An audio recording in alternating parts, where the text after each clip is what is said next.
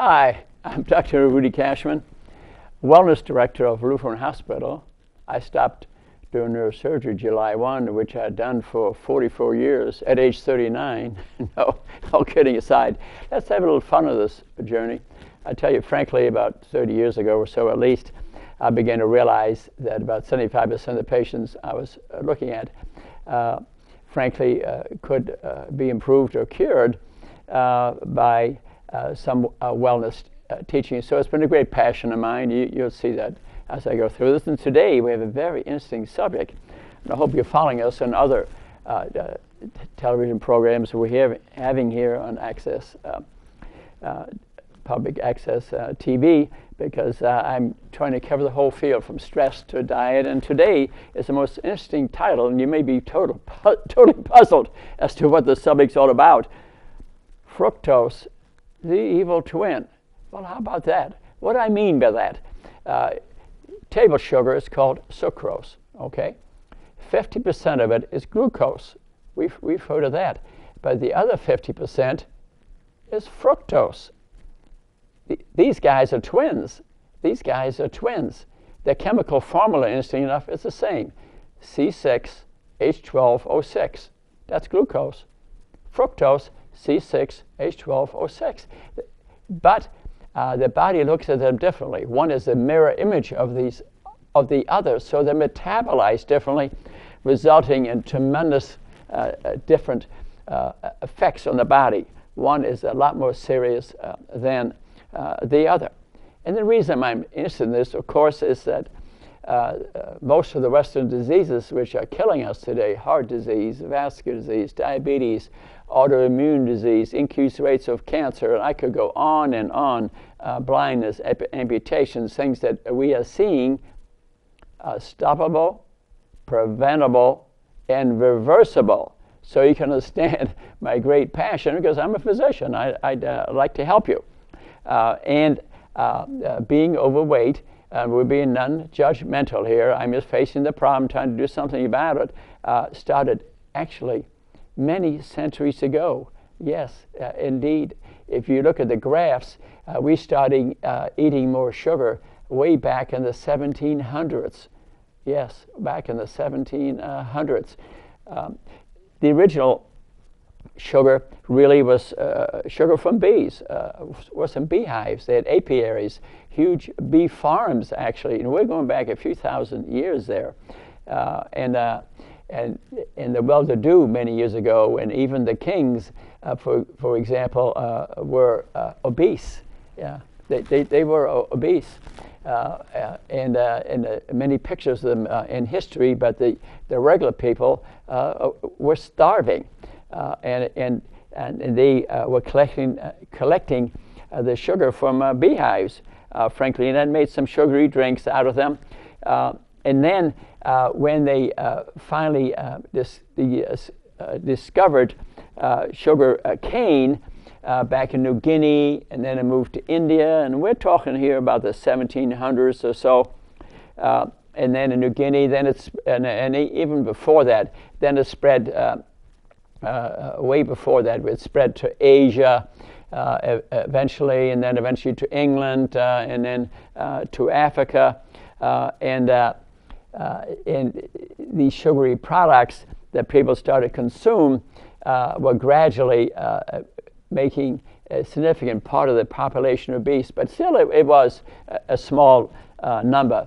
Diabetes, angina, vascular disease was actually described in India around the beginning of the 1900s. So it goes back a number of years, but no one knew for sure that was the cause. Some people thought it was obesity, we weren't sure which was the chicken and which was the egg. And then in about the 1940s or so, the time of the Second World War, sugar beets were discovered to be a source of sugar. So they started growing sugar beets, and by the turn of the century, sugar beets and cane were about equal in sales. And it was originally a German who discovered that the sugar, there was a lot of sugar in beets. And it was thought, the debates going on, what is the cause of these vascular diseases, heart disease? Is it the sugar? Is it the fat? Is it the combination? Debates were going back and forth. And there was a doctor, this is an interesting book I'm going to hold here, Dr. Judkin. This is a very, very famous book. It was recently republished, actually, by Robert Lustig, who wrote a book called Fat Chance. Excellent book to read, excellent book to read. And Judkins in the 50s said sugar was the cause of obesity. But he didn't win that fight. Then Dr. Cleve, who was a surgeon on a carrier in the Second World War from England, he published a book called The Saccharine Disease. And he described it and thought sugar was the cause of our vascular disease and our obesity. But they were eventually defeated in their arguments by Ansel Keys from Minnesota. He was a nutritionist from Minnesota. He the one who published the 7-nation country study from Europe. I think it was Poland and Italy, U.S., Japan, England. And it was 7 countries, although he studied 21 countries. Yeah, he studied 21 countries, but he published only 7 of the countries, and people are thinking that was a mistake, because when you look at a graph and you put the 21 countries in there, it really didn't look that clear that fat, our consumption of fat, was a cause of vascular disease, diabetes, autoimmune disease, increased rates of cancer. For 30 years, though, Ansel Keys frankly buried those 2 guys in the literature, and they had some pretty heated arguments. And eventually now it's coming out, it's actually the sugar, and it's a fructose part of the sugar. And this is the road we're going to travel today, because I'm really convinced of it. So let me tell you a little bit about the physiology, how it's metabolized, sugar, the glucose, and the fructose. You can see the difference, why one's the evil twin. They're both serious, but one's the gangster, but the other one is the real evil twin. Sugar, when you consume sugary product, it goes to the blood. 20% goes to the liver, only 20%. 20% runs the brain runs on glucose, and the rest is used up in our metabolism to make ATP, our energy molecule, in our 70 trillion body cells, okay? And it goes to our muscles, to form glycogen, which is stored sugar, which we use for energy. But fructose hits the bloodstream, doesn't raise the blood sugar level, doesn't raise the insulin level to turn our appetite off, but goes straight to the liver and eats up a great deal of ATP, our energy molecule, to the point we very rapidly lose energy, is converted to fat, which in turn causes insulin resistance, leptin resistance, so the leptin level doesn't go up and stop our overeating. And many people have developed fatty livers. Even in this nation, probably 20-30% of people are walking around with a great deal of fat in their liver, which is very dangerous. Some make deposits in the heart, the pancreas, and on the bowel. So the fat that you see in a potbelly is not under your skin. It's sitting in your organs. A very dangerous situation. 25% of people who are even of normal weight have that condition, because we see it on CT scans, MRIs at the hospital, and it's in the medical literature. So let me give an example too. If you eat 120 milligrams, 120 calories of fructose, which could be a drink of orange juice, okay, that's full of fructose, okay? You may think it's a good food, but if you don't have the fiber in it, it's not a good thing. 120 calories of fructose, say 40 calories would be deposited as fat within about 4 hours. Yes. So if you want to get fat, drink drinks with like fructose corn syrup, a sugary drink. You're going to deposit fat in your body very, very quickly. And so let's take back our health. All these situations are avoidable, preventable. Many of these diseases I'll be speaking about are reversible. I speak to many type 2 diabetics in my years of practice, and hardly any of them knew that type 2 diabetes, and that's where your insulin levels are high. We'll speak more about that versus type 1, where you have no insulin. An autoimmune disease occurs and wipes out your pancreas. You have no insulin. But type 2 diabetics have too much insulin. In that we have probably 35 million people with that disease.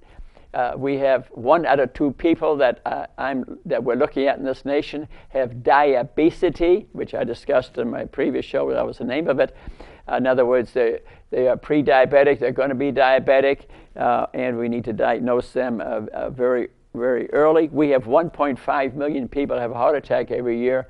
About 500 to 800 million of those die, and we have increased cancer rates because of what you're eating. So you see my passion.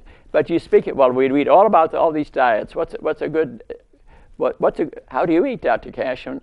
And I said, I eat seafood.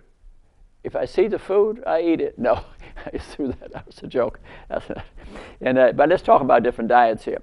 We have the Atkins diet, the Dish diet, the Sears diet, the Rosedale diet, the Sears diet, the Ornish diet, the Esseltine diet, the Pritikin diet, the House diet, the Ludstick diet, the Richard Johnson diet. What am I to do? And we'll discuss that. I will not be recommending a diet, just a way of eating, to eat certain foods. But what's in common with all these diets that I mentioned? What's the one common denominator, though, in the end? All of them restrict sugar. All of them do. Every one of them. Let me speak about fat and more protein and all this, but in the end, all restricting carbohydrates, restricting sugar. So that's really the common denominator. So as Dr. Lustig, L-U-S-T-I-G, would say,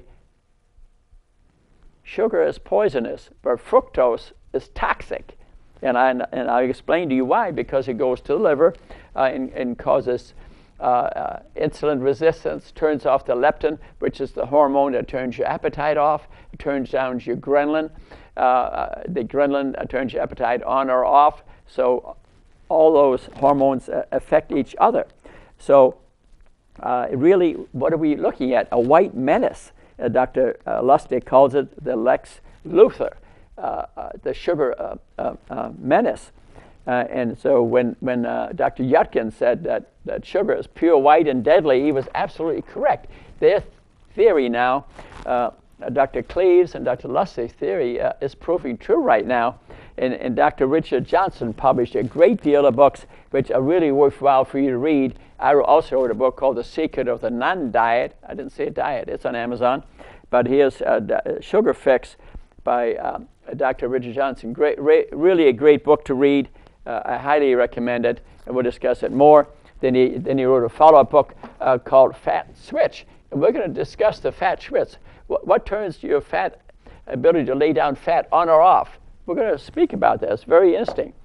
So remember, Ansel Keys from Minnesota for 30 years said fat is the problem, but at that time, and he did not realize that there are many different kinds of fats. They were researched by Dr. Bang and another doctor. They studied the Eskimos, and then they went to talk to Dr. Harmon again in Ansel Keys' offices in Minnesota, and they began to realize there's some good fats. The omega-3s are the good fats, and you need them every day to affect the metabolism of your body. We'll discuss this more in detail.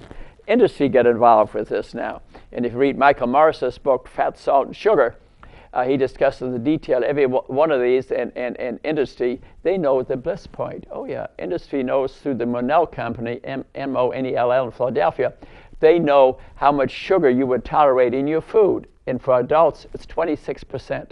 For children, because their brain isn't fully developed, 36%, and they would still eat it. That's how they have figured this all out. And if the government says reduce the sugar content, well, what does industry do? Increases the fat contents. So they have found that if you take sugar or fat, and they study them with functional MRI scans, the brain just lights up. The brain just lights up. So what they're feeding you is sugary, fatty foods to stimulate your appetite. And that's why this nation has an unbelievable amount of people being overweight. I was at a wedding recently, one in Huntington, and there was 2 of them, and one in Kennerville. It's beyond the description. I almost ran out of there. Because I see it. You see, I see it. I'm just too educated. I'm not being judgmental. What I see is that their bodies are on fire with sugar. These people, every one of them, is either pre-diabetic or diabetic. They're going to cut 20 years off their life, but they don't know it. It's us providers' fault. It's the school's fault. And it's the government's fault, because the government subsidizes the price of sugar, the price of corn. This is totally ridiculous, because these foods are killing us. And it's upsetting to a physician like me. A lot of people don't know that, and I'm trying to educate the public. There was even a whole one-page ad back in the New York Times this weekend. The whole page, and it was the industry's industrial complex really saying that all these things that we're saying about herbicides and pesticides and the environment being destroyed by the way that we raise cattle, they said it's a lie. Well, I tell you, industry just lied. That one whole page. I don't know if any of you saw it. I saw it, and it's a company by name. You would think it's a public company. No. These guys are paid for by the industry, Hershey's and Kellogg's and Cargill and all these companies. And they know the bliss point of these foods that we're eating. And you say, Dr. Cashman, you're talking about fructose, and you know, that sounds like fruit. Yes, the sugar in fruit is called fructose. And that worried me a little bit, so I researched this to the nth degree, because I'm a big-time fruit eater. I love fruit eating. But the fructose in fruit is indeed metabolized in the liver, just like the fructose in food. Most foods have some sugar in them. There's 60,000 processed foods you get in the supermarket. 80% get sugar in them, okay? But also things in nature. Plants, they have a certain amount of sugar, but it's extremely low. But you like to know the fructose content in foods. You can't avoid it. We have to eat a certain amount. 35 grams a day would be adequate. But let me tell you, though, a piece of carrot cake, 50 grams of fructose. Man, that's a killer. Piece of cherry pie, a little ice cream, 50 grams of fructose. Remember I said 35 grams is okay. It is generally thought, and it was Dr. Richard Johnson has it right in his book, that because fruit, let's say the ones with kernels in them, they're a little bit low in the glycemic index, that they still are healthy because they have in them vitamin C, they have minerals, vitamin D, and we need them, that the good products of fruit outweigh the effects of fructose on your body. But you don't want to be eating 10 pieces of fruit, okay? 2 or 3 pieces a day, that's fine. That statement right from Richard Johnson's book. And let's speak about fructose corn syrup, because Dr. Cashman, you've been speaking about fructose. What about fructose corn syrup? Where'd that come from? Well, 1960, the Japanese figured out with an enzyme to convert fructose corn syrup from corn, that's very cheap. Why is it cheap? Because government supports the price of corn that in the end is killing us. The fructose corn syrup, they converted with an enzyme, and now the fructose corn syrup is very sweet and very cheap. Why is it cheap? Because the government supports the price of corn. They passed another farm bill the other day. They gave the money again to give the foods to us that's killing us. And the corn isn't the C4 corn that was in Mexico decades ago. It's totally different corn. It's not C4 corn anymore. The corn that we grow in Iowa, which is nothing but a corn state, you don't see fences, you don't see cattle, it's nothing but corn. That has been totally genetically modified. It's unfit for human consumption, but they feed it to the beef. And then, of course, because they don't want the beef to eat grass more than a few months, because they want to fatten it up quickly, so they feed it corn, which has herbicides, which has chemicals, pesticides, carbon products to increase the yield. And then they put the beef in a cage, and boom, and then you end up eating it, genetically modified corn. Corn has a very poor fat profile. It has omega-6s, which cause inflammation in your body, not the omega-3 from fish out of the ocean, for example, which you need for the metabolism of your body, which would be very healthy. So 50% of the obesity we see in this country, overweight, is due to fructose corn syrup. So if you're drinking that, stop that. That'll probably cut out half the weight problem. And we've all these fast food restaurants that are serving it in these machines.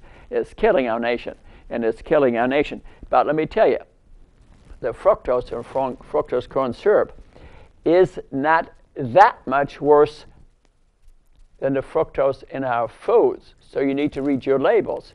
Does it have fructose in it? So you don't get beyond the 35 grams. They're okay, because if you use a combination of sugar, fructose corn syrup, remember, it goes to the liver, makes you overweight, and the results in the diabetes and vascular disease and dementia, increased rates of diabetes, and the sugar, the fructose will hook to proteins in your blood. See, it's a sugar molecule. The protein surrounds it, because, and the fat, for example, doesn't dissolve in water, so it's surrounded with protein and deposits in your brain, affects your memory. Type 2 diabetics have a high rate of dementia. People are calling it Alzheimer's disease, which is ridiculous. It's dementia from what they're eating. It's not Alzheimer's disease. That's a separate disease that exists. It's not that common. Most people get dementia, memory loss from what they're eating, very common. And it's the AGEs, aggregated glucose end products. AGEs, that's fat products surrounded, sugar products surrounded by protein to protect it, and it's deposited, causes cancer, autoimmune diseases, neuropathy, retinopathy, where you go blind, and dementia. So sugar really is your enemy. Our 60,000 food products, 80% have sugar in them in different names. It might be beet sugar, it might be molasses. You got to learn to read labels as to what you're eating. The American Heart Association has brought down the level of sugar calories per day. They recommended 150 calories for males, 100 calories for females. We're exceeding that tremendously, 300, 400, 500%. We're exceeding that. And there's certain genetic groups in this country, certain racial, ethnic groups who have in them something called a thrifty gene, and we'll speak about that in a little bit here, who, when they eat sugary products, fatty products, they just explode. Mexico surpassed us in obesity this year. So yes, and type 2 diabetes this year. South Vietnam, obesity and type 2 diabetes exploding. South Korea, same thing. Asia, same thing, because like in South Korea, they were eating 40% white rice. That's sugar. That's sugar. They were tolerating that, okay? But they added 30% American foods to it. Now it's 70% bad food, and it's just exploding. And our genetic structure does not change very much. It's changed maybe 0.2% every 20,000 years. That's nothing. So we have a basic DNA and genetic structure. It's the food we're bringing in which is new, and our body is revolting to it. Food is information. It's information. Those plants have DNA and genetic structure, and our genetic structure is not used to this type of food. It's not used to this type of food, and it's revolting. And that's why we have so much obesity, so much vascular disease. We have the highest rates in the world.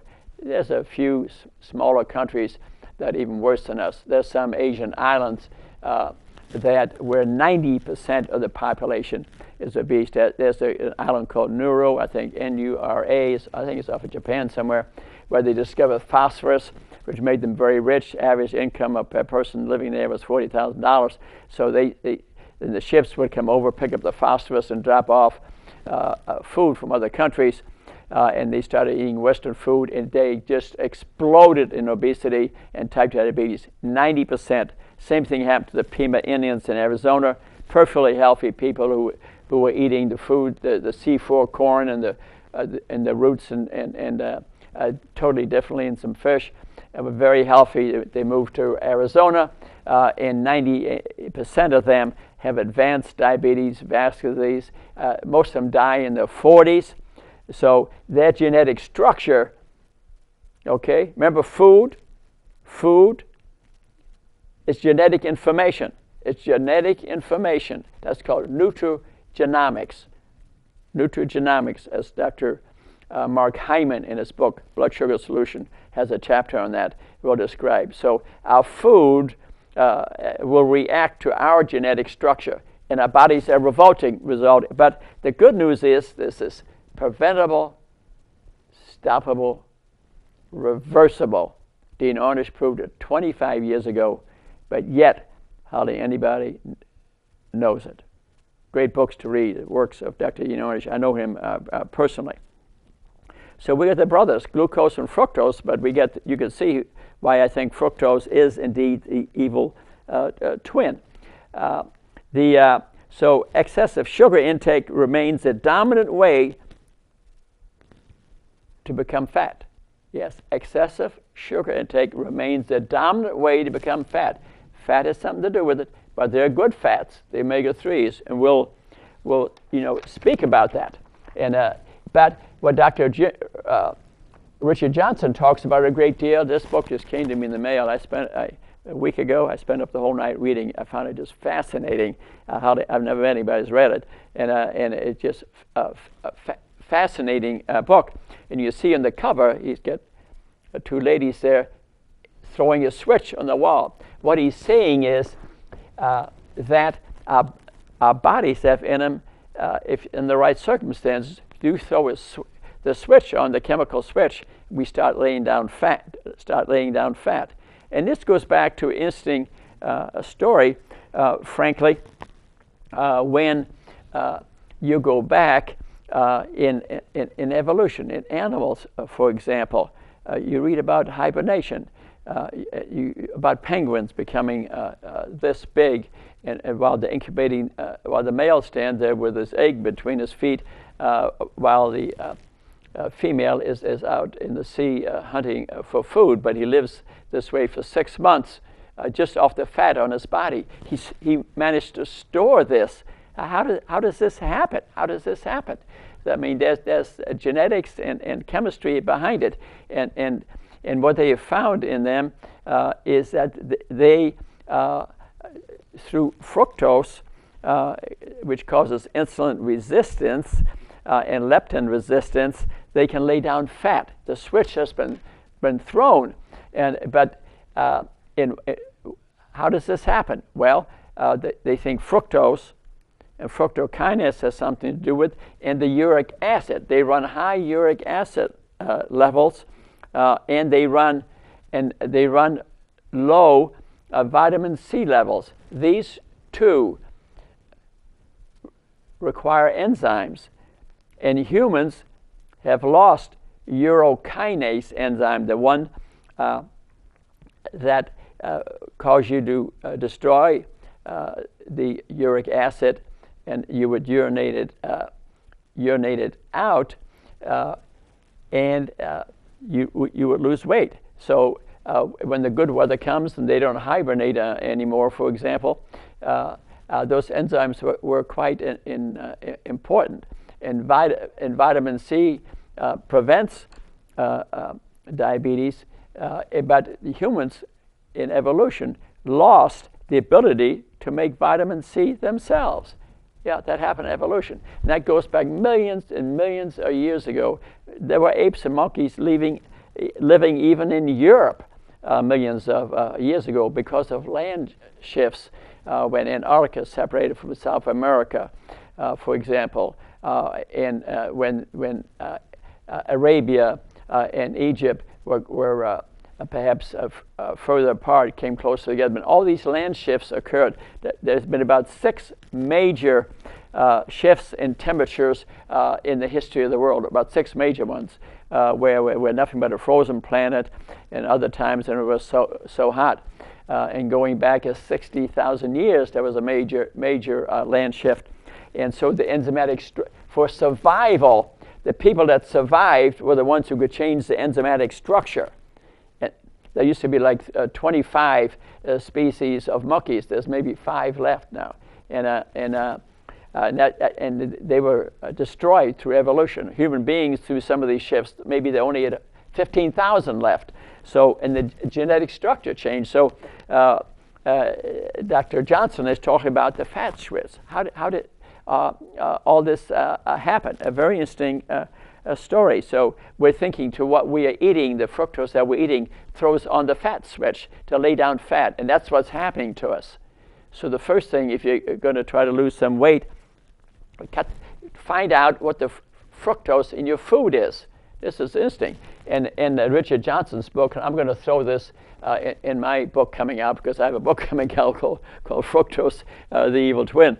And there'll be tables on there telling what the food content is of different foods. Remember, like most vegetables, would be extremely low. But there would be, but an apple's got 8 grams of fructose in it, but you eat an apple a day, it's not going to affect anything because the vitamins and minerals are so much better for you, and that's not that much fructose. But you need to pay attention to it. You need to pay attention to it. And the tables will be in my book. But remember, I said carrot cake, which I love, 50 grams of fructose. So I don't think I'll be ever eating this again. So when you look at the curves of sugar and obesity, say starting in 1700s, you know what they look like? I mean, the sugar, I mean, the graph kind of looks like this, and boom, and higher and higher. What does obesity look like? Exactly the same. Type 2 diabetes, what does it look like, that graph? Exactly the same. Going off the map because of our sugar consumption. And when you just think about it, and sugar products, what was slavery based on? What was slavery based on? Sugar. Remember the sugar tax, which was eliminated in England about 1850? Should have kept it on. Mexico just put it back on. I think we need to consider it. We need some public health laws because it's killing our people. We can't trust industry to do it. So I think to put some, the formula, the elasticity of demand, if we were to put some tax on fat, salt, and sugar, I think we could reduce the consumption some. It's killing our people. You can't depend on industry to reduce it. We ourselves are many times addicted to sugar. Addicted to sugar. Can't help it. It affects our dopamine circuitry. Makes us feel good. I mean, you want to feel great? Have a donut. The damn trouble is, then it doesn't, because of leptin resistance, it doesn't turn off your appetite.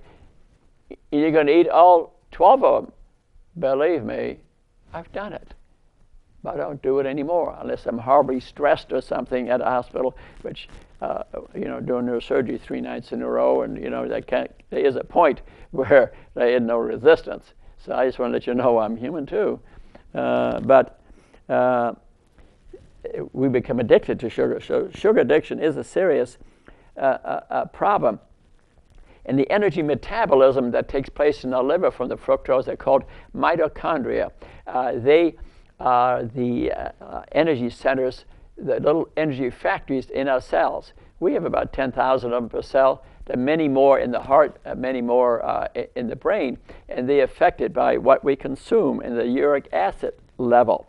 Dr. Johnson thinks if the uric acid level increases inside a cell, that is what throws the fat switch, and we want to eat more, and we lay down the fat much quicker. And it goes back to hibernation. Look at the different animals, frogs, and even some people hibernate not just in the cold, some in the heat. It gets too hot. They found ways of putting on fat, using it for energy, living for 6 months. Their temperature goes down, their metabolic rate goes down, and they can survive. There are frogs that can live off their fat 5 years. Yes, they stored so much of it. But nature has, in their genetic structure, is that when they do wake up, they get back to their normal weight. But we human beings have lost the ability to turn off the fat switch. And that's a real problem. We don't have that. There's not enough. There has not been enough in evolutionary time to change our genetic structure, which affects what's on our fork. Our food, remember I said, our food is genetic information. Our food is genetic information. Let's talk about food stamps for a minute. We provide food, and this is a great thing. Food stamps are a great thing. The trouble is, in my opinion, it should have at least some education about food on it. If you buy vegetables, for example, I think you should be given more. You can buy more of them to have some effect on behavior. It's a public health issue. The real problem is that a lot of poor people are the ones who have the worst type 2 diabetic rate. They're the ones that have the most obesity. It's because the kind of food they're buying, lack of education from providers. The federal government doesn't care. They support the price of corn and sugar, which makes it a lot cheaper. So they go to the fast food restaurant and order these sugary foods and fatty foods, which is killing our nation. Let's speak about, so it's the master disease of our time. Sugar, specifically fructose. Remember, that's half. That's half of sucrose. Is the evil twin. It's destroying us. And so let's talk a little bit about at the moment and what can I do? We'll discuss this here a little bit of a time. It is to eat differently, really. And it's not easy. It's not easy. It affects our psychology. Remember, sugar is addictive. It's addictive. A lot of the diets or way of eating, they recommend detoxing for a week or two. If you were on cocaine, some can detox in a week or two. It was taught to me by a psychiatrist and addictionologist. But sugar is as addictive as cocaine.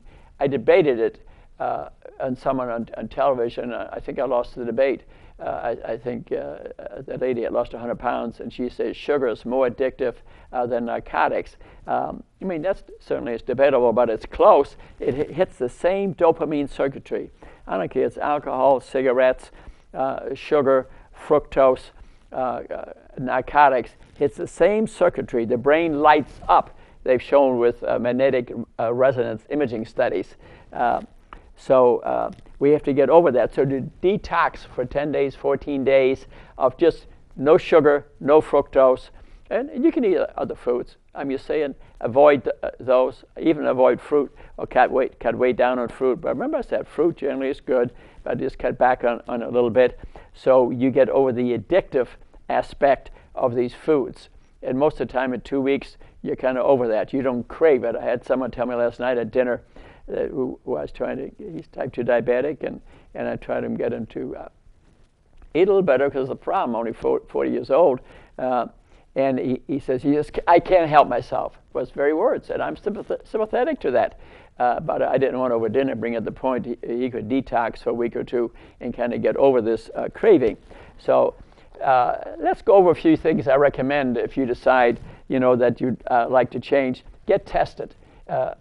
Get your health risk assessment and run detailed tests on yourself, and include, incidentally, gluten testing, because gluten, which I'll discuss in a minute, can affect and cause type 2 diabetes and obesity also. So I think gluten testing is not done much. That's the protein of wheat, but I think it needs to be tested. Ask your doctor, what's my gluten panel? And make a commitment. Decide, I'm going to get rid of my type 2 diabetes. I'm going to get rid of my overweight problem because it's going to lead to vascular disease, type 2 diabetes. Commit yourself. Announce it to a friend. That's helpful. And maybe have a motto you say every day. I want to live to be 100 without disease, look good, and honor my God and my spirit. Use that statement. You don't have to use that statement. Use any statement. Something positive to yourself. I mean, I wake up and I always try to say, it's a beautiful day. I'm alive. I'm happy. I can go up and do my yoga, my exercise, my walk today, which I do every day. So something positive. And visualize the result. Visualization is almost a prayer. I find people who have faith are going to more likely to accomplish their goal.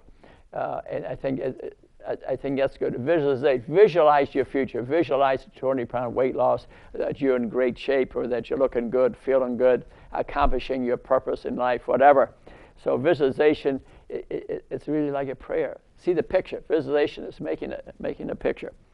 And then educate yourself by watching our shows. I have it on every week on Comcast 57, 9 to 10. And then an additional show coming up once a month, half hour, which I'm taping next. I don't know the time yet. But educate yourself and read the books I've mentioned and many other books. The works of Dean Ornish, Dr. Furman, Dr. Esseltine, Fat Switch, Richard Johnson's books, Mark Hyman. Great books. Educate yourself. But why? You're more likely to be motivated. Although if you just watch my TV shows, go to Amazon, I got plenty of books on there. You read those, you're going to be very healthy. And maybe for a few weeks or a month or two, maybe write down what you're eating. Don't have to do that, but that's a thought. Clean out the kitchen. All sugary products are gone, and that you don't see any. You don't want to have seafood like what I eat, okay? I go home and it's been stressed out day and it's 10 at night and I see food, there's a pretty good chance I'll grab it, okay? There's a cookie there, I'll grab it. Now if there's something friendly there like an apple or a banana or some yogurt, I'll eat that instead. So be ready with some snacks. Figure out what are zero fructose snacks, I think is a good thing. And use Rudy's rule, 5-minute rule. When you sit down at dinner, think about just for a few minutes, 5 minutes before, what are you trying to do here today? You're trying to eat correctly, say it, because if you happen to, I don't recommend drinking, but if you do drink a glass of wine, which actually could be healthy, one glass, 3 days a week, say no more than that, can indeed be healthy because of resveratrol. But as soon as you have that glass of wine, you're not thinking no more. At least I'm not. And you get more optimistic. Make the decision before you consume these things. Am I going to have dessert, for example? No, I'm not having that sugary dessert because it's got 50 grams of fructose in it. If you make up your mind right there, maybe you're more likely to say it. Or tell it to the waiter, don't hand me a dessert. Don't show me the tray. Okay, showing me the tray is dangerous. And put a sign in the refrigerator. If I'm not hungry, I don't eat. That's a good one. Sometimes we're not hungry, you know. Maybe just have something friendly, a couple of raspberries, a couple of blueberries. I mean, they're obviously healthy. Try to avoid eating after 7. Some of us, our working hours are so different we can't help that, but that's a good one. And remember, clean up the kitchen of all sugary foods and have at least 5 sugarless snacks available. Now, if you're diabetic, you may need to have some sugar snacks around in case your blood sugar dives. And if you decide to eat, you know, the 80% plant diet like I'm going to recommend, if you're diabetic, you're going to check your blood sugar 6 days a week. I personally believe, because of Dr. Joe Furman, Dr. Maxwell House, my own book, that you can get rid of type 2 diabetes by proper eating in a month. Dr. Lustig, Dr. Mark Hyman, in his book, Dr. Lustig, I saw Richard Johnson in his book, says he read an English study, 1 week. You eat the right foods, you're type 2 diabetic. Some people get rid of the disease in 1 week. So you got to watch your blood sugar levels and check your blood sugar frequently and tell your doctor what you're doing. That's important. And learn to cook. I think that's a big one. Dr. Rulo, a great pediatrician in town, and I, we've given cooking classes to children, because we've seen a lot of obesity in children. Learn to cook, and Dr. Hyman describes how he's learned to cook, and he can fix a meal in 10 minutes of healthy food. So it can be done. We all say there's not enough time.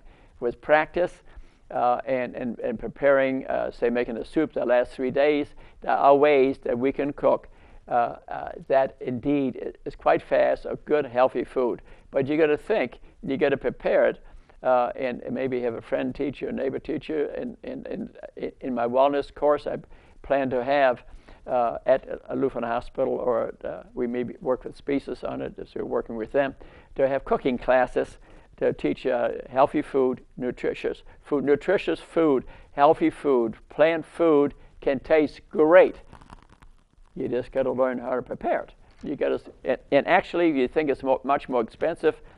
No, it's really not true. When you figure it all out, Dr. Rula taught me walking around supermarkets, good food is actually cheaper. For one thing, you're not going to have all the illnesses that accompany bad food. You'll save a fortune. And you live a lot longer, you'll save a fortune in health care and health insurance. And general pens, no sugary drinks. Kiss them goodbye. You don't want to have this fructose, and water is the answer. Non-sugary drinks and non-diet things are not good either. And the reason being is when you're drinking it, it may have no sugar in it. Your brain is anticipating sugar and starts secreting hormones that increase your appetite. Yeah, they've shown that. So low fat or no sugary drinks actually also cause obesity. It causes abdominal fat. It decreases your metabolic rate. It increases your anticipation of sugar. Your brain changes. Your appetite won't turn off. They've proven that. So stevia, if you need something, stevia is 10 times sweeter than regular sugar, and it comes from a plant in Mexico. It's much more healthy. I don't use any of that stuff. I don't use salt, and I don't use stevia. I don't miss it at all. And like I said, try to reduce your fructose intake 30, 50%, and sugar, the glucose itself. And if you don't even think about fat, you're going to lose a lot of weight. But I encourage you to look at the fat you're eating. If you eat a lot of meat, marbled meat, you're going to get all the cancer factors, all the insulin growth factors that are in meat products. So if I were to design your plate, I say half low glycemic vegetables, all you can eat, okay? Then a quarter would put complex carbohydrates, starchy foods, and depending if you're diabetic, you may have to watch a baked potato, for example. So you have to, that's a quarter of the plate. And the other quarter, nuts and seeds, some fresh fish, some omega-3, the good fats, some lean meat, and make it organic meat. I always ask the waiter, is this salmon from a fish farm? Guess what they do in fish farms? They feed them carbon products, leftover things from slaughtering of cattle and chicken litter. Yes, chicken litter is full of fat, very expensive, and they add it to fish in fish pond. No, you want the fish from the ocean. So you have to, and some of the restaurants here, a significant number of the restaurants here don't have that. So ask, because they will change. I found out that from the ocean isn't that much more expensive. You got to ask it. And learn to speak to a waiter. I've seen Dr. Ravuto, the pediatrician I've spoken about, to engage a waiter, and he's really good at it in a friendly manner. Most waiters would gladly respond to your request. They may to redesign a plate of totally different food than is on the menu. I've done it. I saw a doctor do it at an Italian restaurant and had college students with me. It was a beautiful thing to see. He really brought him a plate of specially designed, healthy food. Not much fructose, mainly plant-based. It was beautiful. So most waiters are cooperative. And the more we request this type of food, the restaurants, they will give us what we ask for. Even fast food restaurants. If people went to some of these fast food restaurants and requested really good food, what do you think they'd be selling you a few months from now? They're not stupid. They're there to make some money. They change. The only reason they serve us nasty food, because we want it. It makes us feel good. To make them change, we have to make them change. These people are in business for themselves. That doesn't mean I gotta love them. I don't love them. If you read Michael Morris's book, Fat, Salt, Sugar Solutions, you especially wouldn't love them. And because our interest is not at their heart, but neither is the government. The federal government doesn't have our interest at heart. And I'd suggest drink 6 or 8 glasses of water every day is a good thing. So, and learn to read labels, okay? And some general rules, some which follow, most of the time. It has a label, don't eat it. Eat organic, fresh food. Avoid food in a box, a package, or can because it's been modified. Salt has been added. Fructose has been added. Don't add salt if you have a bit of a medical problem. I don't use salt. I don't miss it at all. And stay away from deadly white flour and sugar products. Watch the fructose contents. I didn't say no fructose. Remember I said fruit is natural and contains antioxidants and vitamins and minerals. They're very healthy. 2 or 3 pieces. I don't argue with that. And if once a week you ate 7 pieces, but I did speak to someone recently who couldn't lose weight doing eating everything you write except 10 pieces of fruit. Couldn't lose weight. So I think I found the answer. Fructose. His fructose levels are really too high. And so throw away any food that has high fructose, corn syrup on the label, or sugar substitutes. And no diet drinks. We spoke about that. And if you see the word hydrogenated on the label, that's the bad fat. That's food that you don't eat. And so eat organic foods. If you're going to eat meat, eat lean meats. And eat some fish. But make sure it comes from the ocean.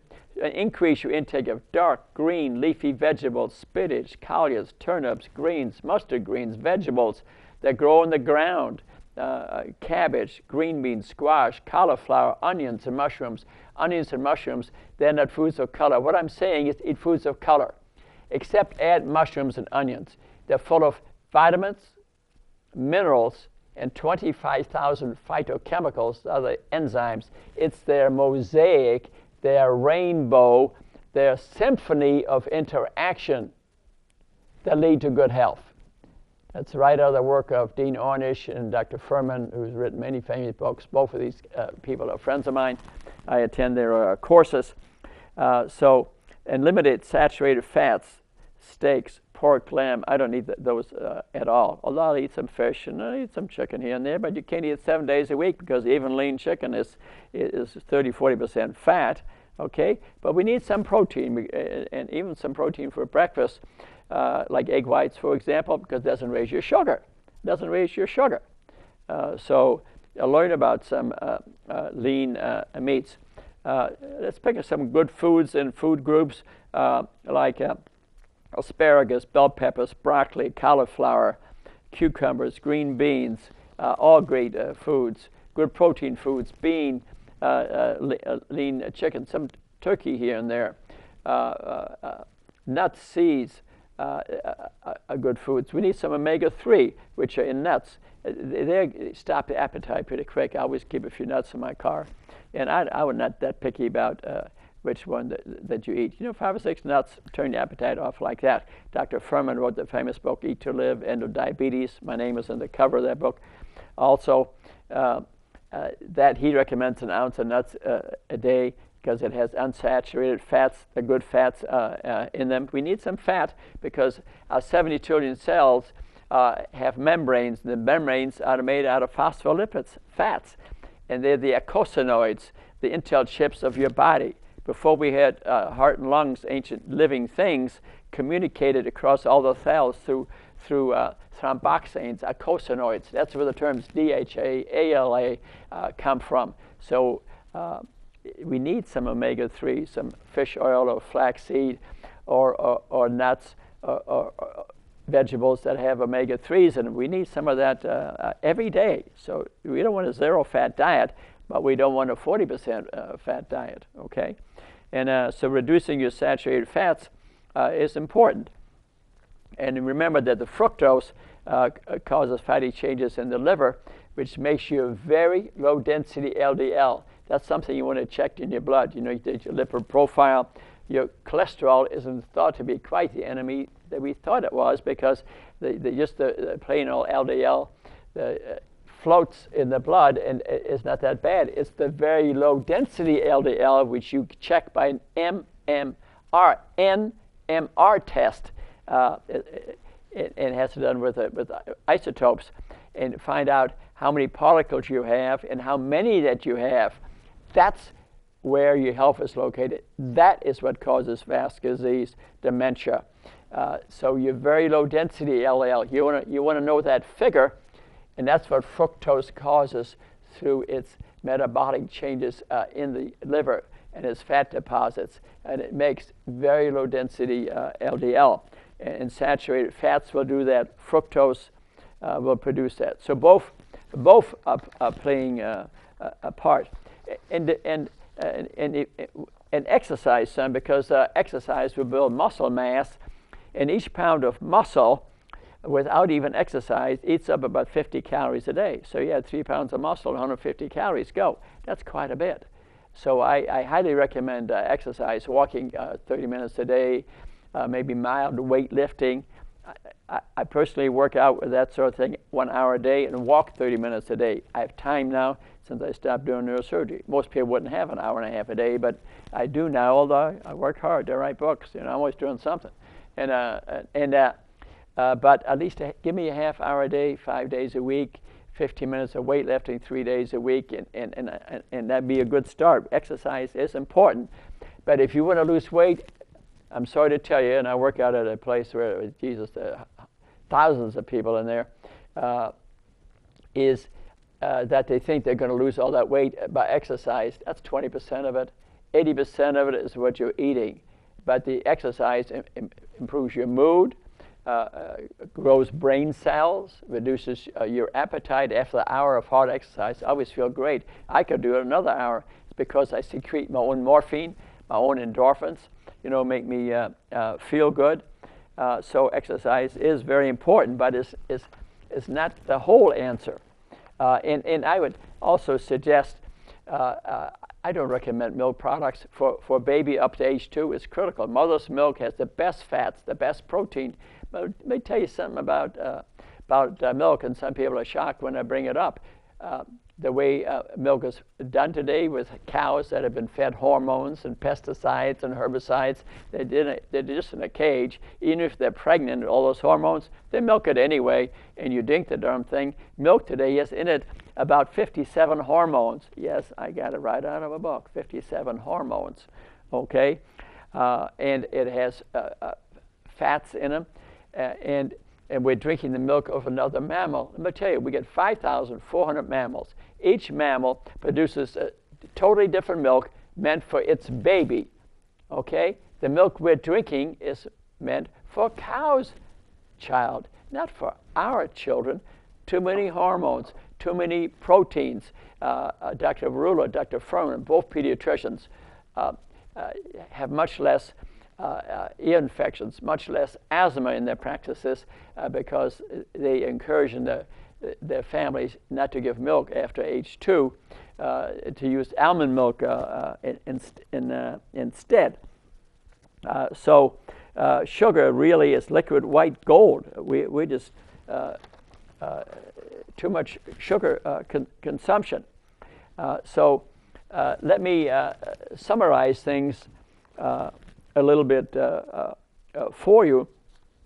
That the greatest plague we're facing today really is our consumption of sugar and saturated fat. That's the plague that's hitting us. So you can see why I think fructose, because it's metabolized in the liver, is indeed the evil twin. The good news is that we can prevent it, stop it, reverse it, and watch some of my other shows that we have, because I've had past ones in the future discussing in more detail the sugar metabolism, the fat metabolism, and about proper eating, and read these books. Learn about my next book, Fructose, the Evil Twin. That'll be the last 20 pages. Will tell you the fructose content of food.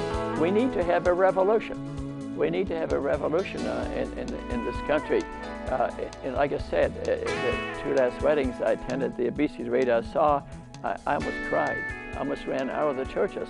And I think that people aren't seeing it. And people think when the whole family is overweight, it's their genetic structure.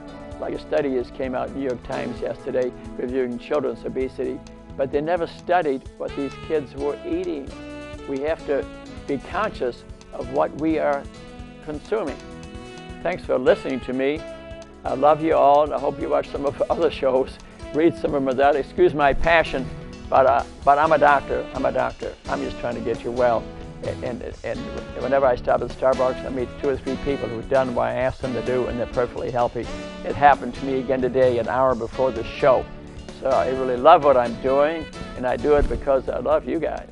I love you guys. And I'll see you maybe at the next show. Huh? Have a nice day.